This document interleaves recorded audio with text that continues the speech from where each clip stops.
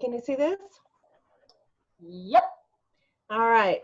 Well, very nice to be here. I am excited to share some, hopefully some very valuable information for all of you who may be a little bit concerned about selling your home in today's market. We're going to talk a little bit about the process of selling your home. And I encourage you to ask questions at any time during this presentation. And so I'd like it to be a little bit interactive, so feel free to do that. So thank you so very much. So one of the things that we are here for, so what we're doing today is we're going to take a look at the local real estate market and how to prepare your home for selling. We did talk about some of the things that we're going to be presenting in this is the top 5 things that you must know before listing your house. What is currently happening in our local real estate market, which is different than what's happening nationally and even regionally. And understanding the role of title and escrow, that's a really important thing. And I'm going to talk to you a little bit that as well. And then facts and myths about selling your house. So the first thing I want to do is just kind of talk to you about the difference between hyper-local real estate market and what else is happening regionally. When we are talking about selling your specific home, we want to talk about what's happening in your immediate area, because what's happening in Bellevue is going to be different than what's happening in Des Moines, or what's happening in Pierce County is different than what's happening in King County. So we really want to take a look at what's happening in our very hyper-local real estate market. And again, knowing who and what is on title. One of the very first things we do when we get a listing is pull a title report, and we'll talk a little bit more about that. Know that your house doesn't have to be perfect in order to sell it. And so condition does bring into a factor when selling your home, but we'll talk about that. Know that there are expenses associated with selling your home. This is going to help you plan and prepare and budget, because just because you list your home for $800,000 does not mean you're going to put $800,000 in your pocket. So we're going to talk a little bit about the expenses associated with selling your home. And then finally, you are not alone. As realtors, we are here for you every single step of the way. So the first thing I wanted to do is just kind of talk a little bit about the market. And like I said, I've been doing this for nearly 20 years, and how's the market is the most common question I get every day. Somebody is asking, whether you're in the middle of a pandemic or anything, it doesn't really matter. Everybody asks, how's the market? And up until just real recently, my answer to that has always been, well, are you a buyer? Are you a seller? Are you an investor? Because it can mean different things to different people. And usually you hear that, hey, this is a buyer's market or this is a seller's market. Well, right now we're in a really unique situation where it is really both a buyer and a seller's market.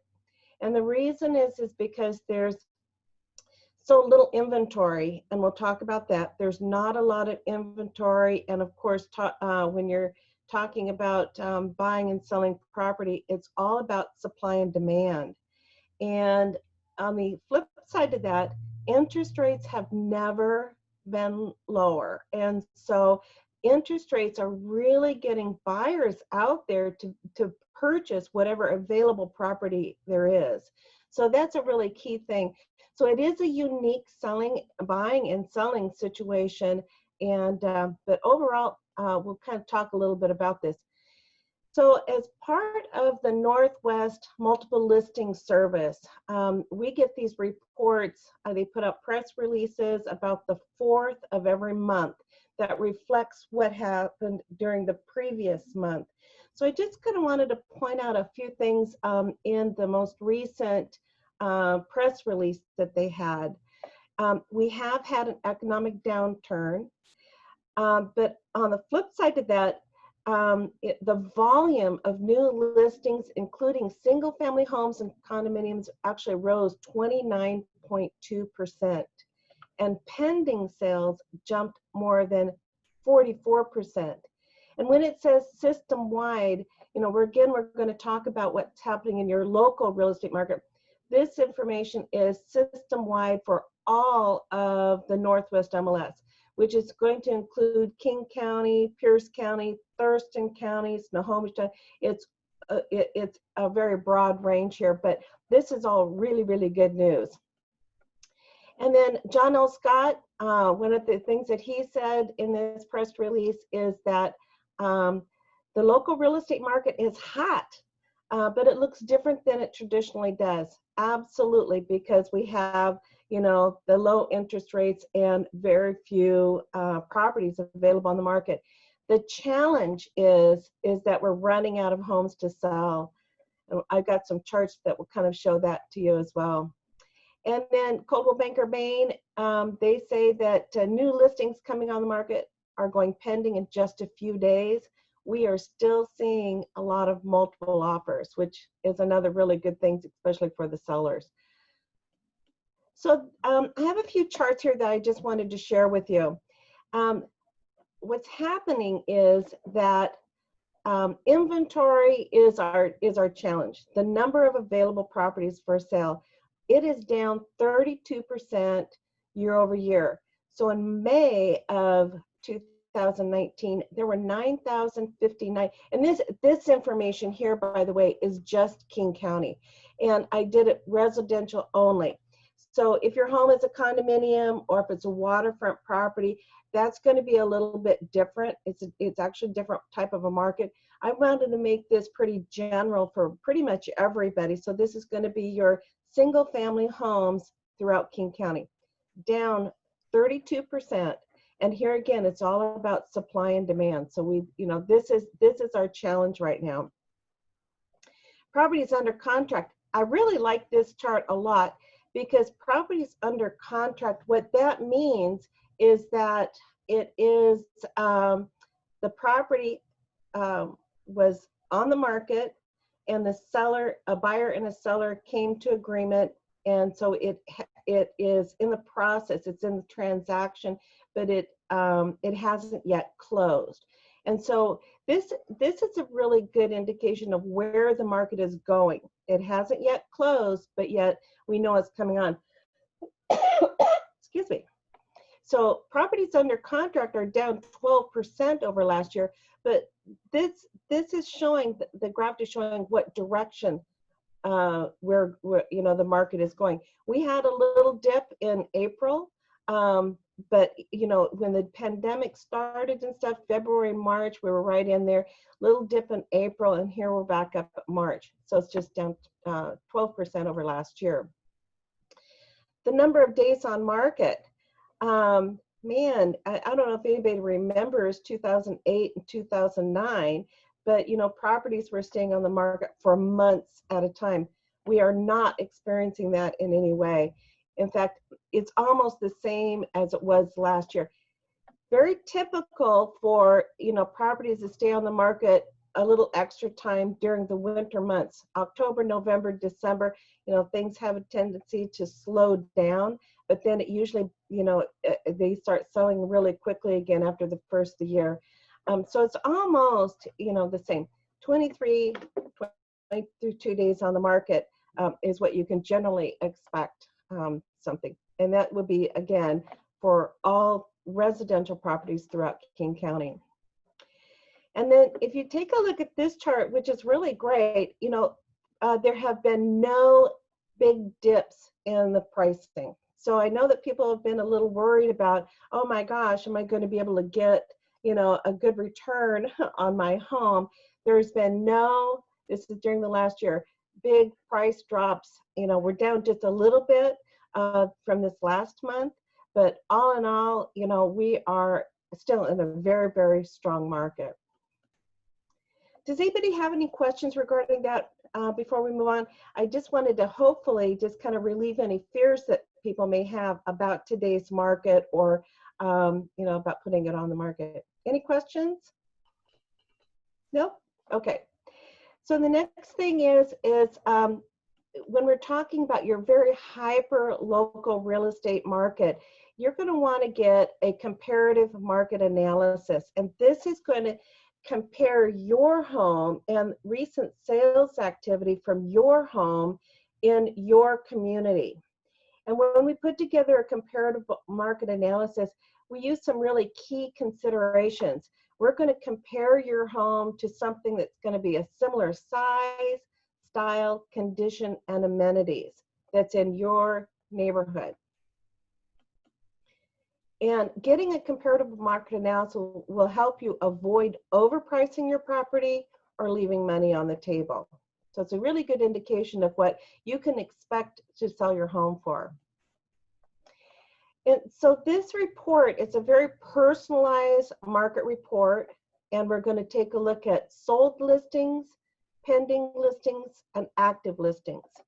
When we actually come up with a value of your home or an estimated price range, kind of like this, a little estimated price range of what we would expect your home to sell, we're going to give the most weight to those homes that have already sold.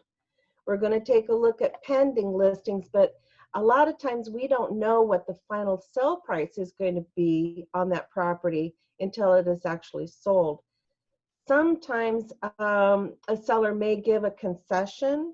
Maybe they are going to help the buyer pay for closing costs, or maybe there was an inspection that came up that revealed some issues that need to be taken care of.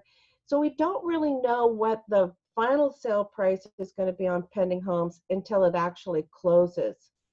And then active listings, they're in your neighborhood. We often consider those your competition. And we want to take a look at your competition. We want to know what other properties are. You want to be better than the competition. And a couple of ways you can do that is, really taking a look at any of the special features and benefits of your home, and again, price range as well as, and so, yeah, just this is a personal market analysis that you're going to want to get. Does anybody have any questions regarding that? No? Okay. This is going to be easy. So the next thing we want to talk about, once we have a really good idea of what your home is going to sell for, one of the very first things we do is pull title on the property. This isn't really going to have anything to do with the value of your home, but it is going to help make sure that we are prepared to sell your home. We want to make sure that we have the necessary paperwork up front on your home, and so that we don't scramble at the last minute in order to do this. So I want to know, is the property held in a trust? A lot of times, especially senior homes are held in a trust, not always. Occasionally there's a deceased spouse that's still on trust. And if that happens, then the escrow company is going to require a death certificate. Sometimes they're going to require a will. We just want to get whatever necessary paperwork together so that we can help with the process of selling the home. Has been probated? Are there any liens on the property? And easements are not a big deal, but that may impact the home a little bit. Sometimes there's easement to a property behind the house, or maybe there's a septic easement, or there are even view easements. So we want to know what kind of easements are on title, because that can help impact the value of a home. And sometimes we're working with the adult children, and sometimes they have power of attorney. Sometimes there's a personal representative or an executor involved. We want to know all of this information going into the listing so that we know how to handle that appropriately. Does anybody have any questions? Getting the necessary paperwork in order to make your home coming on the market will help the transaction go smoother and to avoid any delays. So that's going to be a really important. One of the other things I wanted to talk about here was know that your house does not have to be perfect to sell it. And I show these pictures for a reason. This was an actual home that I sold. The gentleman, bless his sweetheart, his wife had passed away like 4 years before the house came on the market. But it took him 2 years to allow me to come in and actually see it and help put together the market analysis and put together a plan for selling it because he was so embarrassed by the condition of the home. And that is something I never want you guys to do. We've seen everything. We're here to help in every way possible. And this may affect how we sell it. This particular home, his wife obviously was a hoarder. She collected tons of dolls, had no idea the value of these dolls or what we're going to do with all of it. So we ended up having doll appraisers come in to take a look at the dolls, take a look at other things within the house, see what kind of value the stuff had, and so we could help put together a plan. This particular property, we ended up not selling the pieces individually. There was so much dust on everything, the really, really fine dust, and the dolls unfortunately did not have a great value. But it was there were things that we really couldn't sell. We had estate salespeople come in and take a look at it. We did get the value of having companies come in and just haul everything away. It was kind of a unique situation. What we ended up doing with this particular property is selling it, contents and all, because it actually worked out that he really did not want to go any further. So he was no longer, by the time we sold it, he was no longer living in the property, but his son had been going over there. His son, who worked 60 hours a week, every weekend was going over there and going through all of this stuff, and it just became overwhelming. Again, we had talked to estate salespeople. We looked at a lot of different avenues in order to come up with the right plan for selling this home, and we ended up selling it, contents and all. My point here is never worry about the condition of your home. We're here to walk you through it from beginning to end, and so we're here to help. We have to decide, are we going to sell it as is? Are we going to make repairs? Some people ask about remodeling. What are we going to do? And again, it's on a case-by-case basis, and we're going to look at your home and make those determinations. And then, of course, when we put together the comparable market analysis that we had just talked about, we're going to make adjustments accordingly. And so anyhow, that's going to help you determine which direction we're going to go for this. I will, of course, tell you that a clean and well-staged home is going to sell faster and for more money. This is a really important thing, too, because most people today, 98% of the people today, when they shop for a home, they first start online. And those photographs are going to make a big difference whether they're going to be interested in actually making an appointment to go see it or not. And so we want to make those pictures pop. We want to make sure that there's enough interest there for them to move forward on it. And there are different types of staging. So if a home is occupied, stagers generally do not go in and move furniture around. But what we will do is we have staging consultations where they'll come in, they will take a look at the property, they will help the seller determine, how they can best present the home. Sometimes there's some really great features in the home that are a little bit hidden. For example, if you have a great fireplace, we're going to want to make sure that the fireplace is fully exposed without chairs or cabinets or anything sitting in front of it so that people can actually see it. Most of the time it's going to be removing clutter or taking down photographs, things that are going to depersonalize the home so that when a buyer goes into it, they can actually see themselves living there. So that's part of the consultation page. Sometimes we have stagers go in, and this will be primarily for vacant homes, where stagers will go in and they will bring in the furniture. This is a staged property. Although, I don't know if you see this, so this cabinet here was left behind from the seller because it was custom built for that space. But we also let the buyers know that if they did not want that, we would have it removed. If they did want to have it, the sellers were more than happy to leave it there. And then there's another thing that's called virtual staging. How many people have heard it? Has anybody heard about virtual staging before? No?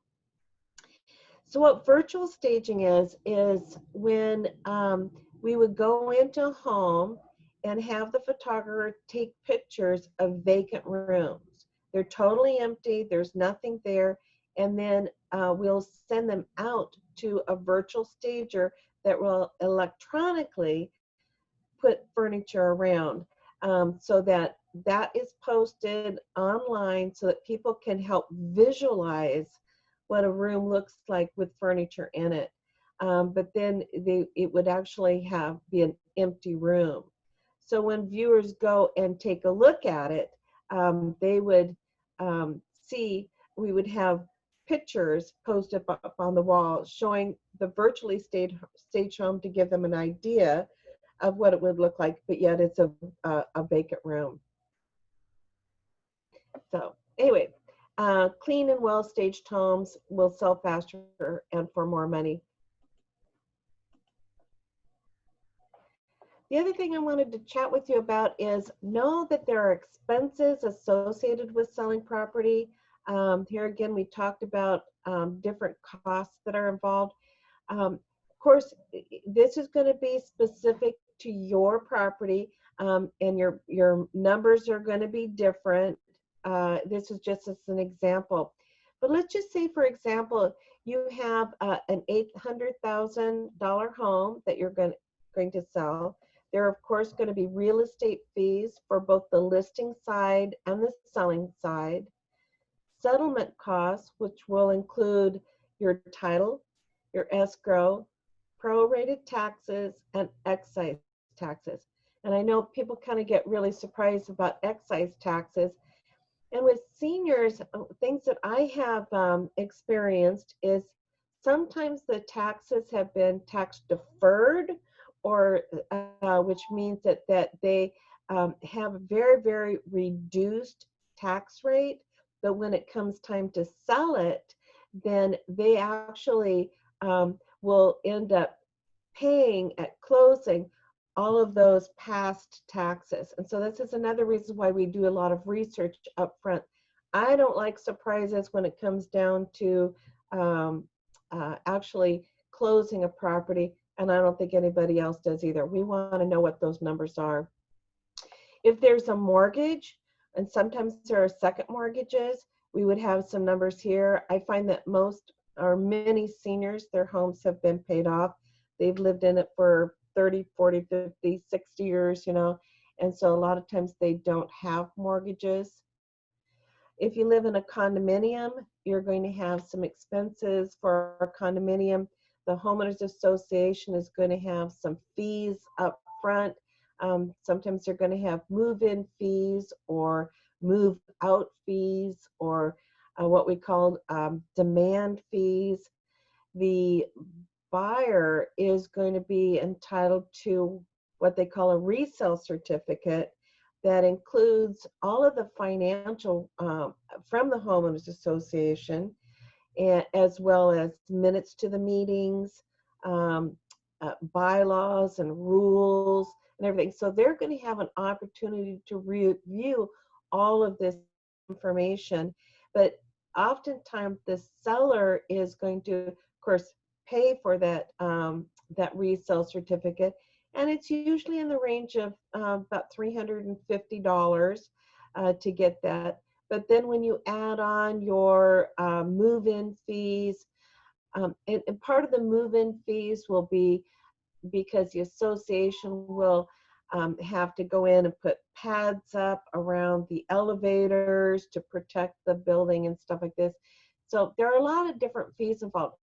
And I can't stress this enough, this is on a case-by-case basis, and that's why sitting down and talking with you during a personal consultation will really help determine what this information is. And then I really want to let you know that you are not alone. And this is where, being a senior real estate specialist, and there are a lot of us out there, and I encourage you to get some information on that. But we're specially trained to help seniors through this process. Again, because many people have not sold or purchased a home for many, many years. And sometimes the family's not available to help.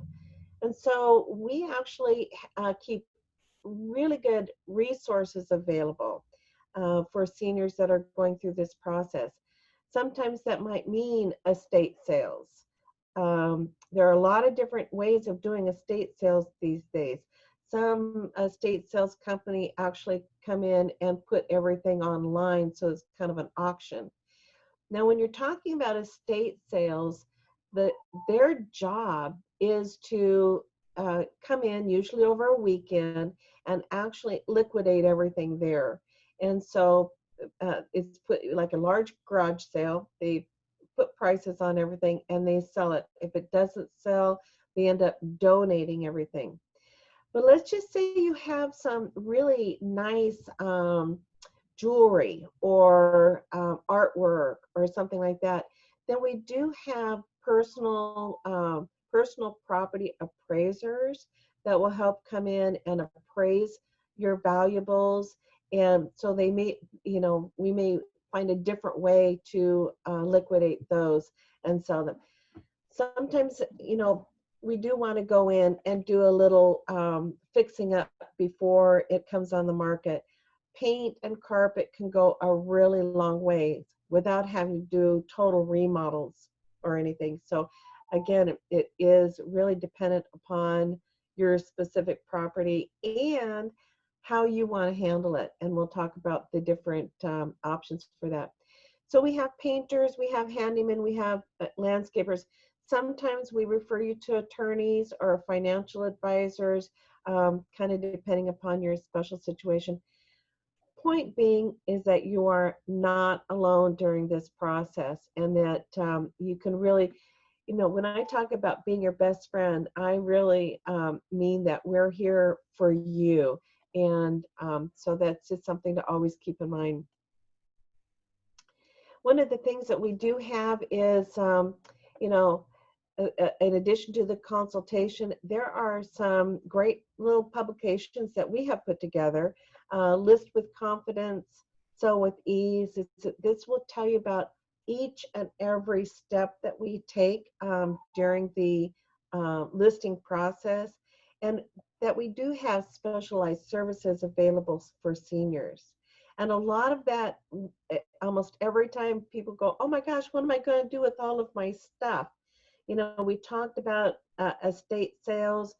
Sometimes we're going to donate some of the things, deciding which items you might want to give to your family and friends. How are we going to handle the stuff that you have available? And not only that, we do have people that will help move, come in and pack and move and make sure that you're situated in your new home. We have people that will take your things and over to your new home and actually put your silverware in the drawers and put your linens together, make your beds, so that we can have you really comfortable throughout the whole process. Any questions? This is a quiet group. It really is. Mary Kay, we did have a question come Yeah. in on the chat box from Martha. Okay. She asked, if your house is not in the best condition, should you still stage? Well, here again, that's why that consultation is so important. It really depends. For the most part, even if your house is not in the best condition, have it clean is going to be a really important thing. It does not have to be in perfect condition by any means, but we also want to take a look at what we would do to your house, and are we going to get a good return on your investment? Again, paint and carpet can go a really long ways. More often than not, I'm going to recommend that you don't do any big remodeling, but sometimes I'm going to recommend, man, we need to get some landscaping in here. Remember that hoarder's house that I showed you? Well, not only was the house neglected, but outside was neglected. So it had really, really bad street appeal. But huge, blackberry bushes and things like that. So we did have somebody come in and do some, removal of all of that stuff. Did not do full landscaping, but we did do enough so that there was better street appeal for the house, because that is an important thing. So really kind of depends on the house. If you've got some really odd things in the house that will not be very appealing to most buyers, we might suggest doing something. For example, I know that in the 70s was really a popular time to have eating space in the kitchen that was more of like a booth, a dining booth and stuff like this. Maybe it makes sense to remove that, paint it, and put a nice table and chairs. It's really hard to say until we actually see it. And so that is something that we would definitely talk about during a consultation. Did that answer your question? Hello? Okay. So now I'm just going to talk to you a little bit. If we don't have any other questions, I'll move on. But I really do appreciate your questions. So thank you so much for that. So I wanted to talk a little bit about facts and myths about selling your home. So the property's selling price is set by the seller. That is so not true. The listing price is. The seller determines what they are willing to list their home for. It is the buyer that actually sets the price, and they set their price by their offer. And when we're talking about multiple offers, sometimes the buyer will set the selling price higher than what we actually listed it for. But it's the buyer. Now, just because you have an offer doesn't mean you need to accept it. If you have a low offer, you do not need to accept it. So it's the selling price that is actually determined by the buyer. But if you're not willing to sell it at that price, you don't have to do that. That's really rare in this market, because if we've done our homework properly and we've priced the property appropriately, it should sell at or above asking price. Sometimes there's a little bit of give and take, but it is actually the buyer that sets the selling price. The seller sets the listing price. Make sense? Yeah? Okay. Overpriced homes result in higher prices. I really caution people about overpricing a home. The risk is in overpricing, never in underpricing. Because if you underprice a home just a little bit, more often than not, you're going to get more offers, and oftentimes it will escalate the price. If your home is overpriced, unfortunately, sometimes people will not even go and take a look at it. I mean, buyers are very savvy these days. There's so much information available online. They shop online. They know very much about the different properties that are available. And if it's overpriced, they're not even going to come and take a look at it. So overpricing a home is never a good idea. Sometimes people think that overpricing a home leaves a little room for negotiations. You know, again, you should never have to worry about that. You know, you just don't want to overprice a home because it's not going to, if it sits there on the market, then people start wondering, oh my gosh, what's wrong with this home? You know, and then they don't. The longer the market time, the better the offer. No, if it's on the market for a really long time, that is when they really go, there's something wrong with this property because it obviously hasn't sold. And so longer market time, more often than not, you're going to get a lot less of an offer than if it had been appropriately priced to begin with. Any questions? A quick offer means that your property was priced too low. So this is really an interesting thing.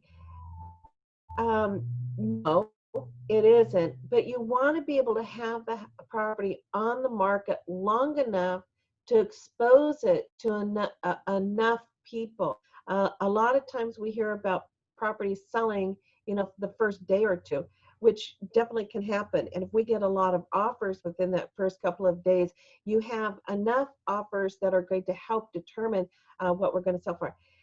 But, you know, I kind of like to have property viewed 2 or 3 days just so that we have enough exposure on it. So we know that we're not leaving somebody out who may be more interested in paying more for that property than what the first offer that you get on the table. So quick offers don't mean that the property is priced too low. Exposure is what we want. And yeah. Any questions on that? You can completely depend on online evaluations. So an online evaluations is very similar to like Zillow. I know that I have an online evaluation on my website. There are other, you know, Trulia and other properties will have online evaluations. But say, for example, you have a Zestimate from Zillow. Theirs is on algorithms and stuff. They are not realtors who go into a property and see the condition, or they don't see what's happening next door. Maybe you're living next door to a house that has 10 cars in the front yard and it's kind of dilapidated. Unfortunately, that is going to affect the sellability of your home, and Zillow doesn't see that. So, and say, for example, too, I had this house that that there was a smoker, and she had smoked in it quite heavily for like 40 years. You know, that's going to impact the value of a home. Zillow doesn't see that. People online don't see, you know, what the home might smell like.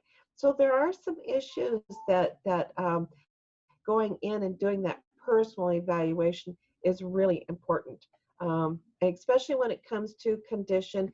Maybe you've done some great remodeling. I mean, over the top remodeling.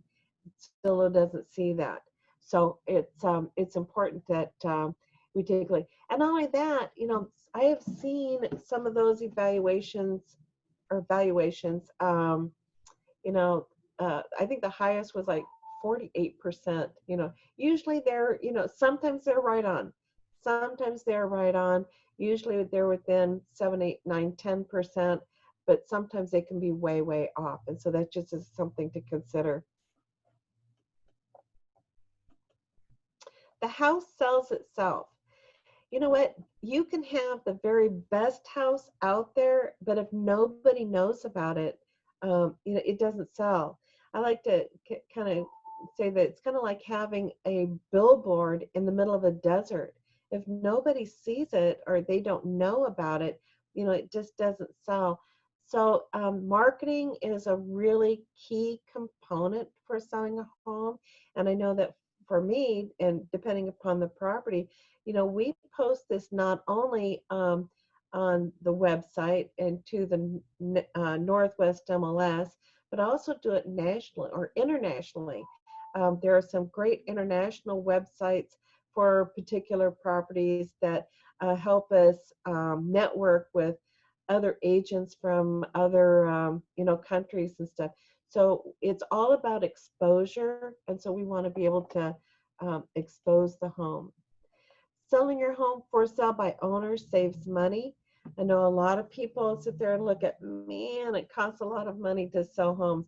More often than not, agents are, because we're able to get such great exposure on the property, we can actually get more money. Besides that, buyers are often very leery of purchasing directly from a seller. And so it's always just a good idea to have somebody who is representing you as your agent during the sale of property.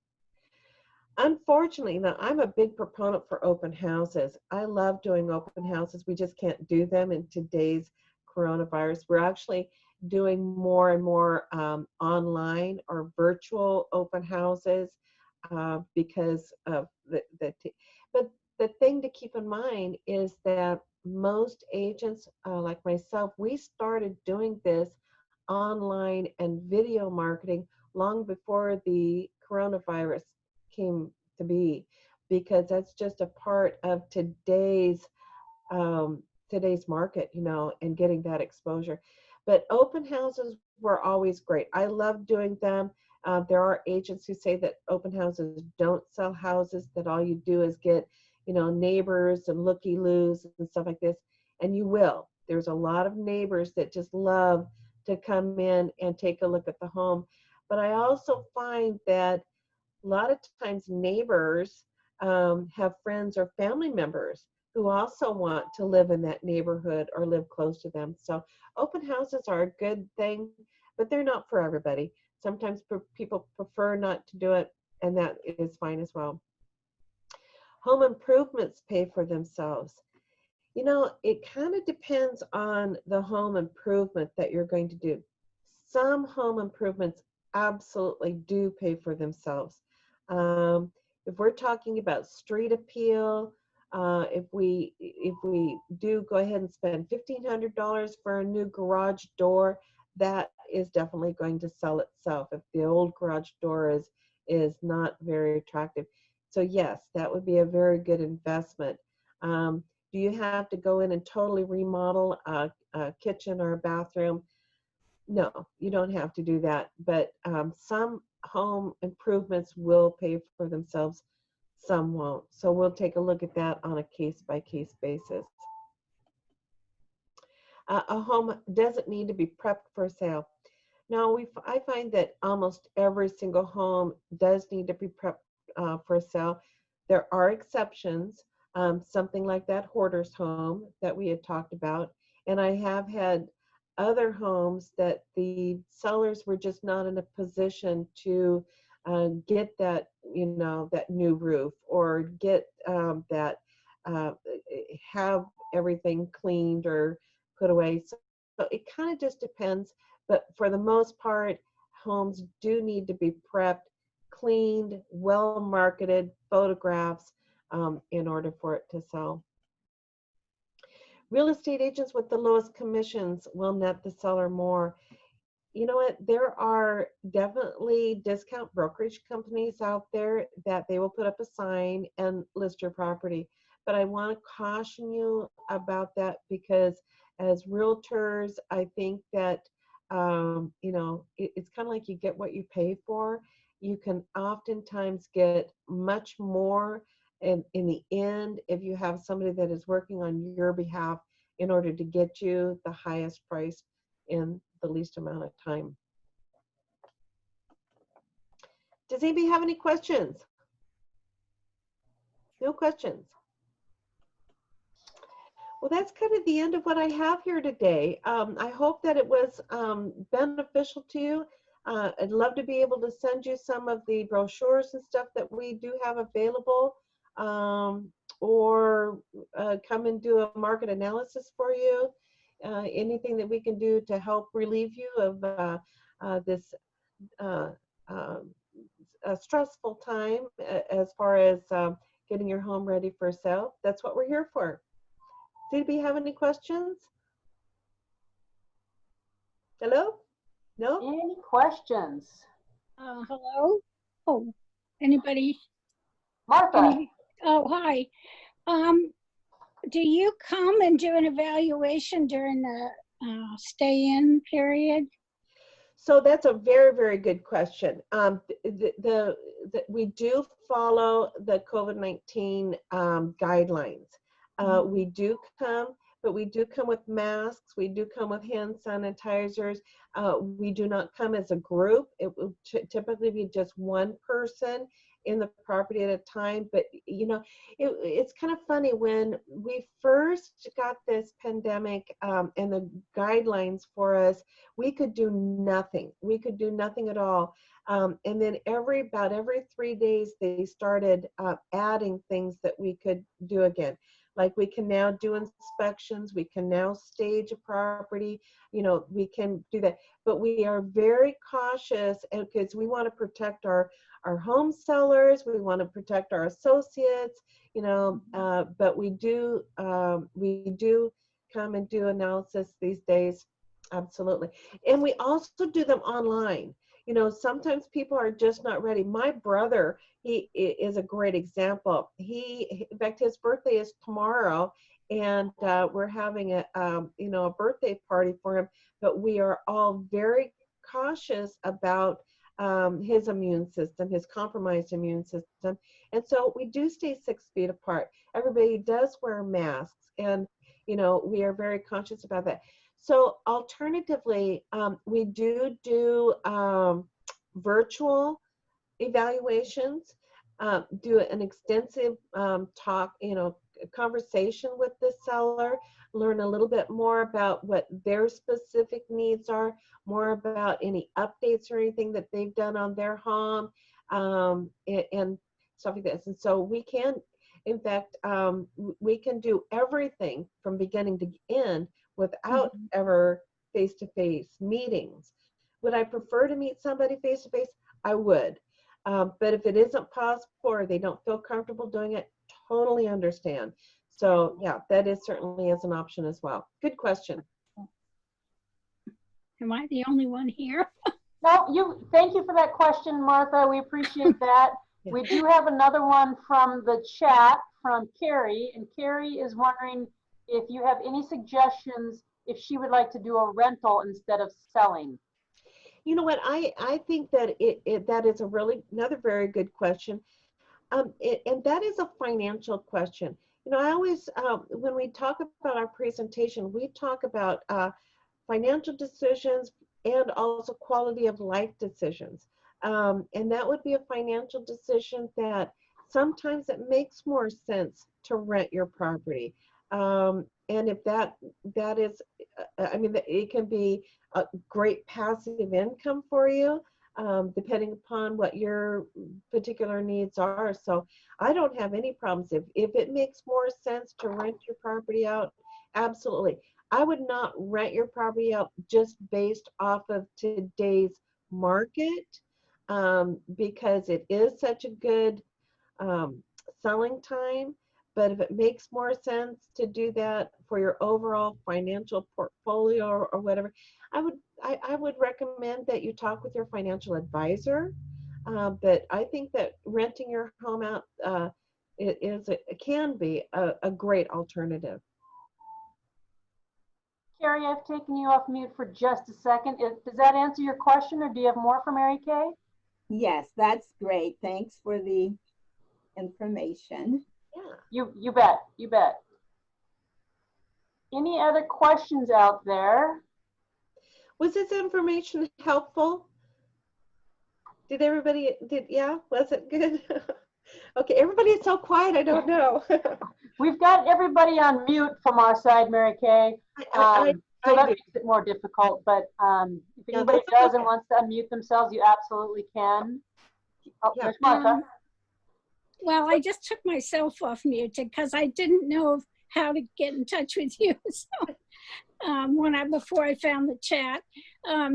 Yeah. Oh, I was going to say I've gotten so much mail from people who want to buy your house, in the mail, and investors, I guess they are, or maybe they want to tear it down and build another one. And my brother said not to deal with them, but he did say somebody should tear it down and build another one. So, Well, you know what? Well, that actually is a good thing. It kind of depends on the situation and on the property. Sometimes tearing it down, or if somebody was going to come in, tear it down, that would be the highest and best use for that property. So that I would not want to rule that out. Usually investors that come in, they want a bargain. They want a bargain. And a lot of times they're going to come in and totally redo everything. I have a duplex listing in Tacoma right now that's exactly what's happening, because it is like pretty much a teardown. But the investors decided that the thing that it has going for it is the highest and best use, because it is zoned as a duplex, and they're going to actually be making it into a triplex. But they want to kind of keep the house and do that. So they did get it for a bargain, but it worked out best for them. It just kind of depends. But yeah, usually investors, in fact, that hoarder's house, by the way, that one, they did kind of the same thing, had a lot of investors that were, kind of wanting to do that. So it did actually go for a bargain, but did not go through but I know what you're talking about. There's a lot of people out there looking for bargains. okay. We've got another question from Carmen. First, she says, thank you and great information. Are the extra services expensive, such as help with getting rid of items for you? So it kind of depends. If we bring somebody in, such as a move management company, who is actually going to help determine if this item is going to be sold, this was going to be donated, this is going to be packed and moved with you.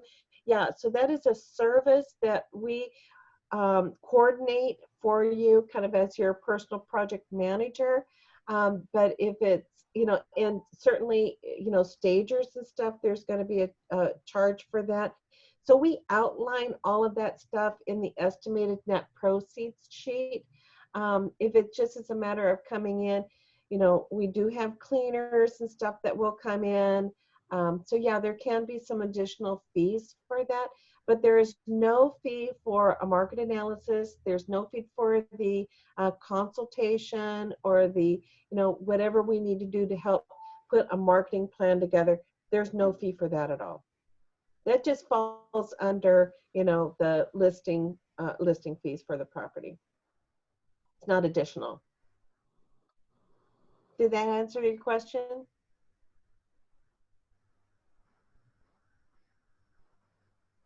Is that it? Yes, it did, she said. She replied on the chat. Okay, good. Good. Any other questions out there? We're just about ready to wrap up. Well, I want to make sure that you guys have my phone number and my email address, and I know that ERA has a copy of the listing of the presentation that I just gave here today, that I think they would be happy to send you. Anything that we can do to be of service or help you, really happy to. So that's awesome. Thank you so much, Mary Kay. We appreciate your time today and the information that you presented to everyone here. As Mary Kay mentioned, we will be sending out a copy of the slides from today's presentation, along with Mary Kay's contact information. We will also include a survey link that we'd like you to fill out and tell us about your experience on the Zoom event. We continue to experiment with optional ways to present information during COVID-19 restrictions, and we would love to hear from you as to how we can make this experience better. So thank you so much for joining us. We hope to see you for our next Zoom presentation as well. If you or someone you know is interested in a virtual tour in the meantime, please feel free to reach out to us here in the Community Relations Department at the Lakeshore, and we would be more than happy to set that up for you. So again, thank you so much to everyone for joining us. Mary Kay, thank you for sharing your wisdom, and everybody have a great day and enjoy the sunshine this next few days.